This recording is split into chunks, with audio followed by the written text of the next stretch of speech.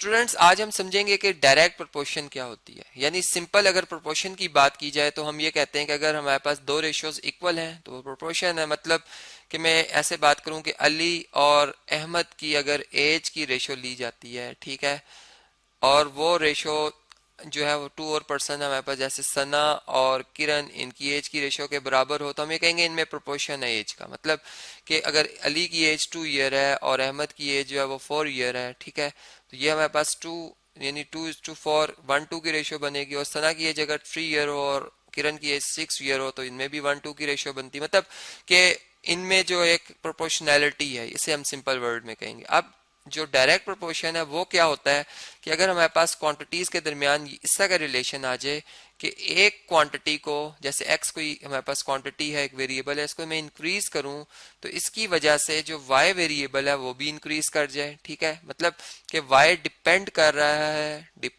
रहा है एक्स के ऊपर, ठीक है। यहाँ पर मैं डिपेंडेंट लिख देता हूँ, और जबकि ये एक्स जो वेरिएबल है ये इंडिपेंडेंट है, ठीक है। इसको हम अपनी मर्जी से इसकी वैल्यू को चेंज कर रहे हैं।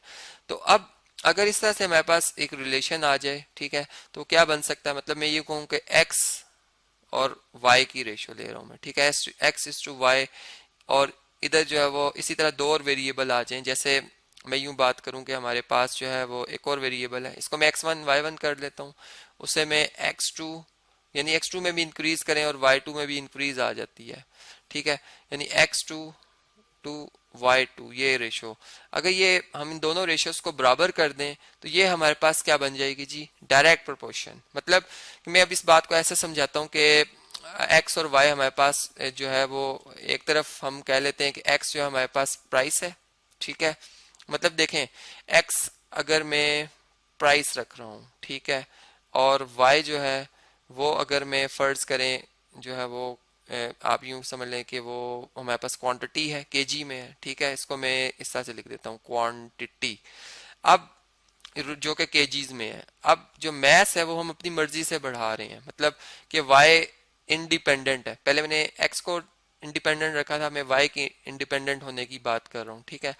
मतलब वाई में अब जारी बात है कि मैं यूं बात करता हूँ कि अगर हमारे पास क्वांटिटी जो है वो 5 kg हो, ठीक है, तो इसके अगेंस्ट जो प्राइस चार्ज होगी वो फर्ज करें 100 रुपीज है, ठीक है, रुपीज 100 है। इधर हम इसको लिख देते हैं जी रुपीज 100, ठीक है। अब इस तरह से है कि अगर मैं वाई में इंक्रीज लाता हूं, मैं इसको 7 kg कह देता हूं, तो मैं आपसे पूछता हूं बताएं अब क्या प्राइस होगी। मतलब हमारी वो जो यहाँ पर हमने वैल्यू फाइंड करनी है वो क्या होगी, क्या वो इंक्रीज करेगी या डिक्रीज करेगी। तो इंक्रीज के लिए हम अप एरो यानी शो करते हैं इस तरह से, ये इंक्रीज ही होगी, यानी इन दोनों का जो इफेक्ट है इंक्रीज होगा। और इनमें जो रिलेशन बनेगा अगर हम उसको देखें तो जो इंडिपेंडेंट वेरिएबल है वो y है, जबकि डिपेंड जो कर रहा है वो x है। तो हम इस तरह से लिखेंगे x is proportional to y, या हम इसको लिखेंगे x over y is equal to k। Basically ये जो रेशियो होती है ये एक रेट भी होता है। मतलब कि इसको हम इस सेंस में अगर कहें कि ये दोनों जो है मुख्तलिफ दो क्वांटिटीज हो, सेम यूनिट ना हो, तो ये एक रेट भी बन जाता है। यहाँ पे इनका रेट जो है वो k है, ठीक है। मतलब k इनमें एक कांस्टेंट है जो कि एग्जिस्ट करता है, कि ये बताता है कि ये वाली क्वांटिटी दूसरी वाली क्वांटिटी से कितने टाइम बिगर है या कितने टाइम स्मॉलर है। अब यहाँ पर जो हमारे पास ये रिलेशन बन रहा है उसको हम जो है वो प्रोपोर्शन से भी सॉल्व कर सकते हैं। इस प्रॉब्लम को, इसको मैं लिख देता हूँ कि ये वाला जो प्रॉब्लम है मैं प्रोपोर्शन से सॉल्व कर रहा हूँ। और एक इसमें एक यूनिटरी जो है मेथड भी होता है, वो भी मैं आपको समझाऊंगा। पहले हम प्रोपोर्शन वाले मेथड को समझते हैं। मतलब देखें, इसमें y में इंक्रीज आया, यानी y में इंक्रीज आया, मतलब y की रेशो y से लेंगे, ठीक है, और x की रेशो 100:a आ जाएगी। मतलब रेशियो के कोई यूनिट नहीं होते, हम जानते हैं। सेम क्वांटिटीज यानी सेम यूनिट के साथ जब डिवाइड होती है तो उनके यूनिट कैंसिल हो जाते हैं, इससे कोई यूनिट नहीं होती। इसलिए a इधर आ जाएगा हमारे पास। अगर a से a जो कि 1/a लिखा हुआ है, इसका मल्टीप्लीकेटिव इनवर्स अगर a दोनों तरफ मल्टीप्लाई कर दिया जाए तो यहाँ से a से कैंसिल हो जाएगा।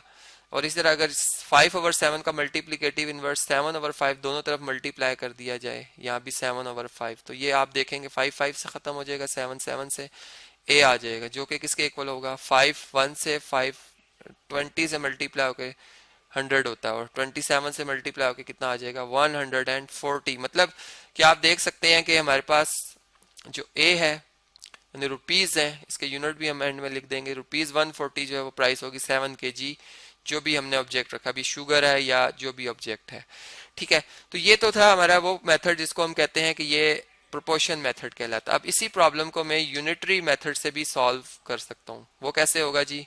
अब उसे हम देखते हैं, यूनिटरी मेथड। ये क्या होगा जी? इसमें हम यूं बात करेंगे कि चूंकि हमें बताया गया है कि 5 केजी जो हमारी ऑब्जेक्ट है, ठीक है, जो ऑब्जेक्ट है फर्ज करें शुगर है, ठीक है, इसकी प्राइस कितनी है जी? इसकी जो प्राइस है, यहाँ पे मैं इसकी प्राइस एक्स को प्राइस कह रहा था जी, प्राइस है, ठीक है, ये कितनी बनती है? 100 रुपीज बनती है, ठीक है, ₹100। अब अगर हम वन यानी यूनिटरी में मतलब होता है कि हम वन जो 1 यूनिट में यानी उसकी क्वांटिटी देख रहे हो कि वो कितनी होगी, तो 5 केजी से अगर दोनों तरफ यानी 5 से सिंपल 5 से अगर डिवाइड कर दें, 5 केजी से ना करें, 5 से करें, यहाँ पे 1 केजी आ जाएगा। मतलब 1 केजी जो शुगर है उसकी प्राइस हमें मिल जाएगी। 1 शुगर कितने की हो जाएगी जी? 520 से 100 होता है तो ₹20 आ जाएगी। अब देखें, हमें अगर 1 केजी शुगर की प्राइस पता है तो 7 केजी की कैसे पता चल जाएगी? 7 से सिंपल मल्टीप्लाई कर देंगे, तो इधर भी और इधर भी हम दोनों को 7 से मल्टीप्लाई कर देंगे, तो 7 1 टाइम्स 7 आ जाएगा केजी शुगर। इसकी प्राइस कितनी आ जाएगी हमारे पास? ये इक्वल टू आ जाएगी 720 से मल्टीप्लाई होकर ₹140। तो इस तरह से ये जो मेथड है इसे हम कहते हैं यूनिटरी मेथड। तो आपने देखा कि डायरेक्ट प्रोपोर्शन क्या होती है और फिर डेली लाइफ के जो क्वेश्चंस हैं हम उनको इसकी मदद से कैसे सॉल्व कर सकते हैं। मतलब कि हमने एक सिंपल वर्ड में ये देखा कि अगर हमारे पास x ओवर वाई, चूंकि y को मैंने अब इंडिपेंडेंट रखा हुआ है तो x ओवर y, अगर ये हमारे पास एक रेशियो बनती है x1 ओवर y1, ठीक है, तो इसी सिस्टम में रहते हुए अगर मैं x को इंक्रीज करूंगा, ठीक है, यानी x2 तो y2 आ जाएगा, मतलब जैसा मैंने यहाँ पे बात की थी। तो ये बेसिकली अगर दो रेशियोज को बराबर कर दें तो ये होती है हमारे पास डायरेक्ट प्रोपोर्शन, जिसका कि हमने एक प्रॉब्लम भी डेली लाइफ का सॉल्व किया।